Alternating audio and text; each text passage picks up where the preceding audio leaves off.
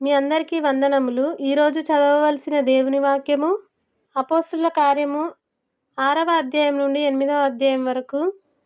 ఇందులో నుండి ప్రశ్నలకు సమాధానములు.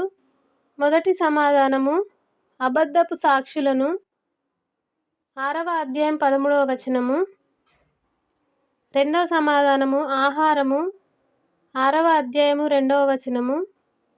మూడవ సమాధానము గొప్ప శబ్దంతో. 7వ అధ్యాయము 60వ వచనము. 4వ సమాధానము ఉల్లసించిరి. 7వ అధ్యాయము 41వ వచనము. 5వ సమాధానము మోషే. 7వ అధ్యాయం 20వ వచనము. 6వ సమాధానము యేసును గూర్చిన సువార్త. 8వ అధ్యాయము 35వ వచనము. 7వ సమాధానము సంఘమును. 8వ అధ్యాయము 3వ వచనం.